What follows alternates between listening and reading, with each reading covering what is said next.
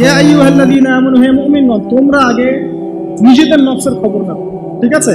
ইত্তাকুল্লাহ, আল্লাহকে ভয় করো, হাক্কা তুকাতিহি, ভয় করার মতো ভয় করো। ওয়ালা তামুতুন্না ইল্লা ওয়া আনতুম মুসলিমুন, পরিপূর্ণ মুসলিম না হয়ে মৃত্যুবরণ করো। এখন পরিপূর্ণ মুসলিম হতে হলে আমার কি করতে হবে? এক কথা, সহজ কথা, কোরআন এবং হাদিসে যা আছে মেনে চলতে হবে এবং রাসূলুল্লাহ সাল্লাল্লাহু আলাইহি ওয়াসাল্লামের আদর্শ ফলো করতে হবে। এটা ফলো করতে গিয়ে যদি আমি হোঁচট খাই, পড়ে যাই, তাহলে কি হবে? আবার উঠবেন, আবার ওযু করবেন, আবার নামাজে দাঁড়াবেন, তওবা করবেন। জীবনের একটা পর্যায়ে পর্যন্ত মনে করেন আপনি হেদায়েতের পথে ছিলেন, কি করবেন? আজই তওবা করে ফিরে আসবেন। আল্লাহকে বলবেন, আল্লাহ, যা নামাজ কাজা করেছি, যা রোজা কাজা করেছি, আল্লাহ মাফ করে দাও। আগামী দিনগুলোতে ইনশাআল্লাহ আমি নামাজ রোজা কাজা করবো না। আগামী দিনগুলোতে মৃত্যু পর্যন্ত আমি কোরআন সুন্নাহ মেনে চলবো ইনশাআল্লাহ। তওবা করে ফিরে আসেন। ব্যক্তি ভালো হলে পরিবার ভালো হবে না? তো সমাজ নিয়ে রাষ্ট্র হয়। সেখানে আমরা যদি সমাজের মানুষ ঠিক না হয়, শুধু উপরের দিকে আঙ্গুল তুলে কোনো লাভ হবে না। কারণ এই মানুষগুলো তো আসমান থেকে টপকে পড়ে নাই, এই মানুষগুলো সমাজ থেকে উঠে আসছে। তো এই জন্য ব্যক্তির কথা আল্লাহ আমাকে আগে বলছেন যে তোমরা আগে নিজেরা পরিপূর্ণ মুসলমান না হয়ে মারা যেও না। আর সূরা মাইদা আল্লাহ পাক বলছেন, ইয়া আইয়ুহাল্লাযীনা আমানু, হে মুমিনগণ, আলাইকুম আনফুসাকুম, তোমরা নিজেরা নিজেদের নফসের খবর আগে নাও। লা ইয়াদুররু মান দাল্লা ইন ইহতাদাইতুম, তোমরা যদি হেদায়েতের উপর থাকো, যারা পথভ্রষ্ট হয়ে গেছে, এই পথভ্রষ্টতা তোমাদের কোনো ক্ষতি করবে না। কেউ যদি পথভ্রষ্ট হয়ে যায়, আপনার কোনো সমস্যা নেই, আপনি আগে নিজে ঠিক হন, পরে আপনি তাকে ঠিক করতে যাবেন যখন আপনি তার যোগ্য হবে। তখন এমন জামানার কথা নবীজি বলেছেন সাল্লাল্লাহু আলাইহি ওয়াসাল্লাম, যেই জামানায় আমানত থাকবে না, সত্য মিথ্যা হয়ে যাবে, মিথ্যা সত্য হয়ে যাবে, ন্যায় অন্যায় হবে, অন্যায় ন্যায় হবে, হক বাতিল হবে, বাতিল হক হয়ে যাবে। এই জামানার কথা নবীজি বলছেন। তখন সাহাবী জিজ্ঞাসা করছেন যে ওই সময় আমি কি করব? ইয়া রাসূলুল্লাহ, নবী সাল্লাল্লাহু আলাইহি ওয়াসাল্লাম বলছেন, ওই সময় তুমি তোমার নিজের নফসের খবর নাও। তুমি নিজে ঘরে থাকো, বিনা প্রয়োজনে ঘরের বাইরে যেও না, মানুষের সাথে কম মেলামেশা করো, বেশি কথা বলতে যেও না, বাসায় থাকো এবং নিজের পাপের জন্য ক্রন্দন করতে থাকো, ইনশাআল্লাহ আল্লাহ তোমাকে মাফ করবে। ওই রকম জামানা কি এখন আসে নাই? বুঝতে পারেন না পরিবেশ পরিস্থিতি দেখে? তো এখানে আমাদের সবার আগে কর্তব্য হচ্ছে নিজেকে ঠিক করা, নিজের যত্ন নেওয়া, নিজের নফসের যত্ন নেওয়া। তারপর কি, যখন আমি পরিপূর্ণ মুসলিম হব ইনশাআল্লাহ, এরপরে আপনি চলে যাবেন আপনার শিক্ষা ক্ষেত্রে, তাই না? আপনি শিক্ষা দর্শনে যাবেন। এখানে আপনি কি শিখবেন? আমি সবসময় বলি, আপনারা যেখানে পড়াশোনা করছেন সেগুলো করবেন, কোনো সমস্যা নেই, কিন্তু আপনাকে কোরআন এবং হাদিসের কিছু বেসিক নলেজ অর্জন করতে হবে। এই জন্য আমি কিছু সাবজেক্টের কথা বলি, যে কোরআন আপনাকে জানতে হবে, আরবি ব্যাকরণ একটু টুকটাক পড়াশোনা করতে হবে, তাফসিরের কিছু বই পড়বেন, হাদিসের কিছু ক্লাসিক্যাল বই পড়বেন, পাশাপাশি আপনি ইসলামের ইতিহাস পড়বেন, ইসলামিক অর্থনীতি পড়বেন, হ্যাঁ, জিওপলিটিক্যাল বইগুলো পড়বেন। এভাবে সাবজেক্ট ওয়াইজ আপনি পড়াটাকে ভাগ করে নেবেন। এমন না আপনি মেডিকেল সায়েন্সের পড়া বাদ দিয়ে এসে এখানে মাদ্রাসায় ভর্তি হয়ে যাচ্ছেন।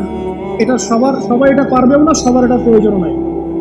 সব সেকশনেই মানুষ দরকার আছে, প্রতিটা সেকশনে ভালো মানুষের দরকার আছে। অর্থাৎ সবাইকে আলেম বক্তা দায়ী হতে হবে জরুরি না। আপনি যেখানে পড়াশোনা করছেন সেটাই করবেন, কিন্তু বেসিকটা ঠিক করবেন, কোরআন সুন্নাহর বেসিক পড়াশোনাটা করবেন। এই হলো আপনার শিক্ষা দর্শন। তাহলে আপনার শিক্ষা দর্শন হবে কি? ওহীর জ্ঞানটা শিখতে হবে। ইকরা বিসমি রাব্বিকাল্লাযী খলাক, আপনি পড়ুন আপনার সেই রবের নামে যিনি আপনাকে সৃষ্টি করেছেন। মানে আপনাকে সেই জ্ঞান অর্জন করতে হবে যা আপনাকে আপনার সৃষ্টিকর্তা পর্যন্ত পৌঁছায় দিবে। ঠিক আছে? এমন জ্ঞান অর্জন করতে যাবেন না যে জ্ঞান অর্জন করলে আপনি সৃষ্টিকর্তা থেকে দূরে সরে যাবেন, এই জ্ঞান অর্জন করতে যায়। এবার আসেন, আপনি মুসলিম হচ্ছেন, ইলম অর্জন করছেন, এবার কি লাগে? রিজিক লাগে, তাই না? খাবার দাবার চলতে হবে, পৃথিবীতে আমাকে চলতে হবে। এখন চলার জন্য আপনার রিজিক লাগতে হয়, ব্যবসা বা চাকরি বা অন্য কোনো সেক্টর আপনাকে চলতে হবে। এখানে কি ইসলাম কোনো কথা বলে নাই? অবশ্যই বলেছে। কোরআন এখানে কি বলছে? আমাদেরকে অর্থনীতির কি দর্শন দিচ্ছে কোরআন? আল্লাহ পাক সহজ সরল কথা বলছেন যে ইয়ামহাকুল্লাহু রিবা ওয়া ইউরবিস সাদাকা। দেখো, অর্থনৈতিক জীবনে চলার ক্ষেত্রে রিবা থেকে বেঁচে থাকবে, কারণ রিবা বা সুদ তোমার সম্পদটাকে সংকুচিত করে ফেলবে, আর সদকা, দান, যাকাত এটা তোমার সম্পদকে বৃদ্ধি করতে পারে। কথা বুঝতে পারছেন? তার মানে ইসলামিক অর্থনীতি একটা ভিত্তি পেলাম, যাকাত, দান, সাদাকা। ঠিক আছে? আর রিবা থেকে দূরে থাকতে। এই ব্যাপারে আল্লাহ পাক আরো বলছেন, ইয়া আইয়ুহাল্লাযীনা আমানু, হে মুমিনগণ, ইত্তাকুল্লাহ, আল্লাহকে ভয় করো, ওয়া যারু মা বাকিয়া মিনার রিবা, তোমরা সুদের অবশিষ্ট সব অংশগুলো ছেড়ে দাও, সুদের লভ্যাংশগুলো ছেড়ে দাও, চক্রবৃদ্ধি হারে সুদ খেও না। ওয়া ইল্লাম তাফআলু, তোমরা যদি এটা না ছাড়ো তাহলে ফাআযারু বিহারবি মিনাল্লাহি ওয়া রাসূলিহি, তাহলে আল্লাহ এবং তার রাসূলের সাথে যুদ্ধের ঘোষণা শুনুন। এখানে আপনি জীবনে চলার পথে রিজিকের আপনি গাইডেন্স পেলেন। ব্যবসা করবেন আলহামদুলিল্লাহ, চাকরি করবেন আলহামদুলিল্লাহ, আপনি দান সাদকা করবেন, যাকাত দিবেন, এগুলো সব পারমিটেড। কিন্তু আপনি রিবায় যেতে পারবেন না, মজুদদারি, কালোবাজারি, দুর্নীতি এগুলোতে যেতে পারবেন। এটা প্রহিবিটেড, মাপে কম দিতে পারবেন। মানে আল্লাহ পাক আপনাকে জীবনে চলার পথে রিজিকের সোর্সের ব্যাপারেও গাইডেন্স দিলেন কোরআন থেকে, ঠিক আছে?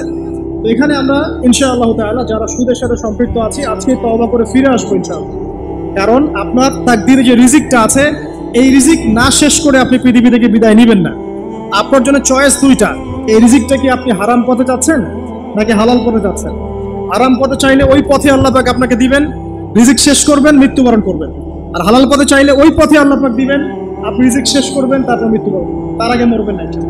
এই যে ব্যবসা বাণিজ্য চাকরি বাকরি হয়ে গেল, এখন কি আপনার পরিবারের ব্যাপার আছে। আমি শেষ করে দিচ্ছি, আপনার পরিবারের কিছু ব্যাপার আছে। এখন পরিবার গঠন করবেন, মাশাআল্লাহ, এখানে কি কোরআন গাইডেন্স দেয় নাই? অবশ্যই দিয়েছে। সূরা তাহরিম এর 6 নম্বর আয়াত পড়ে দেখেন, আল্লাহ পাক বলছেন যে ইয়া আইয়ুহাল্লাযীনা আমানু হে মুমিনগণ কু আনফুসাকুম ওয়া আহলিকুম নার, তুমি নিজে জাহান্নামের আগুন থেকে বাঁচো, তোমার পরিবারবর্গ সবাইকে জাহান্নামের আগুন থেকে বাঁচাও। এখন পরিবার গঠন করতে হলে আমার এইটা মেনে চলতে হবে। মানে এমন পরিবার গঠন করতে হবে যেই পরিবারের সদস্যরা আল্লাহকে ভয় করে, রাসূলের আদেশ মেনে চলে, নামাজ কালাম ঠিক মতো পড়ে, দিনের বুঝ আছে, ফরজ ওয়াজিব সুন্নত মুস্তাহাব মেনে চলে, পর্দা মেনে চলে। এমন পরিবার গঠন করা ছাড়া অন্য জায়গায় যাওয়া যাবে না। কারণ আমাদেরকে এমন পরিবার গঠন করতে আল্লাহ পাক বলেছেন যে পরিবারের সদস্যদেরকে তুমি জাহান্নামের আগুন থেকে বাঁচাবে। তো এখানে আমি পারিবারিক দর্শন পেলাম। এখানে মোটা থেকে কিছু কথা বলে দেই যে বিয়ে করার সময় অবশ্যই দিনদারিতাকে প্রাধান্য দিবেন, বাকি বিষয়গুলো পরে, রূপ সৌন্দর্য বংশ টাকা পয়সা পরে, আগে দিনদারিতা। ছেলের ক্ষেত্রেও মেয়ের ক্ষেত্রেও বিয়েটাকে সহজ করবেন, কঠিন করবেন না। তো সব মিলিয়ে এই আপনার পরিবারকে যখন আপনি গঠন করবেন, দিনদারিতাকে প্রাধান্য দিবেন, পর্দাকে প্রাধান্য দিবেন, নামাজ পড়ে কিনা, ফরজ ওয়াজিব মেনে চলে কিনা এগুলো দেখবেন। এরপরেও যদি কোনো সমস্যা ফিল হয় তখন সবরের সাথে, ধৈর্যের সাথে, ইসলাহ এবং সংশোধনের মধ্য দিয়ে আপনি জীবনযাপন করতে পারবেন ইনশাআল্লাহ তাআলা। আল্লাহ পাক সবাইকে আদর্শ পরিবার গড়ার তৌফিক দান করুন, আমিন।